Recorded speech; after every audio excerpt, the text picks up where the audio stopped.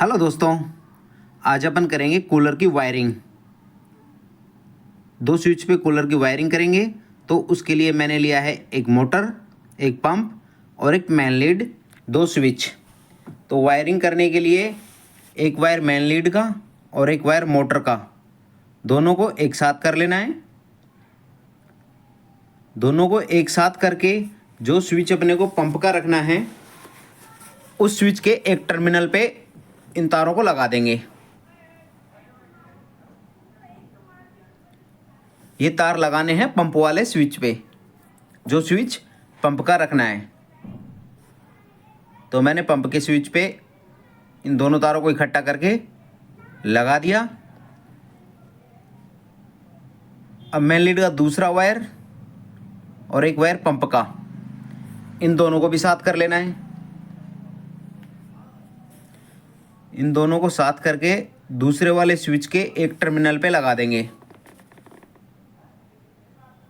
ये main lead के दोनों वायर हो गए। अब ये जो वायर बचा हुआ है मोटर का, ब्लैक वाला वायर, ये हमने ब्लैक वायर लिया है क्योंकि ये फुल स्पीड का होता है। तो ब्लैक वाले वायर को जिस स्विच पे हमने मोटर का पहले वाला तार लगाया था, उसे छोड़ के दूसरे वाले स्विच पे लगाना है। ये हो गया। इन तारों के ऊपर मैं टेप कर देता हूँ, इनको अलग अलग रख के टेप कर देनी है क्योंकि ये 3 स्पीड की मोटर है। तो 3 स्पीड की मोटर के लिए रूटरिंग स्विच की ज़रूरत होती है। पंप का एक वायर ही हो गया, दूसरा वायर इस वाले स्विच के दूसरे वाले टर्मिनल पे लगा देंगे।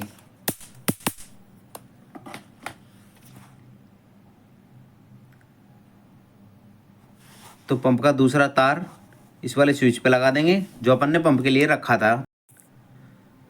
कूलर की वायरिंग हो गई है। ये देखो, ये वायर है, ये वायर आया मेन लीड का। ये मेन लीड है, मैं इसे थोड़ी सीधी कर लेता हूँ। ये मेन लीड का वायर आया, ब्लैक वाला वायर। ये ब्लैक वाला वायर लगा स्विच पे मोटर के एक वायर के साथ। ये हो गया। अब दूसरे वाले मेन लीड के वायर के साथ पंप का एक वायर लगा देना है। दूसरा वायर स्विच के दूसरे वाले पॉइंट पे लगा देना है, दूसरे स्विच पे लगाना है, सेम स्विच पे नहीं लगाने हैं। ये मोटर का वायर हो गया दूसरे स्विच पे। अब अपन एक बार इसे चला के देख लेते हैं। तो मैं इसे सीधा करके चला के दिखाता हूँ आपको। इस पर थोड़ी टेप लगा देंगे ताकि साफट घूमती हुई दिखे। टेप लगा रहा हूँ इसीलिए। अब मैं ऑन करता हूँ।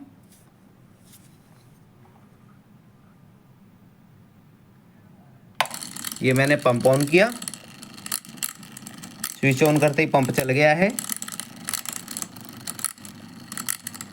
दूसरा स्विच है मोटर का जो ऑन कर दिया है, मोटर रनिंग पे है। वायरिंग हो गई है कंप्लीट।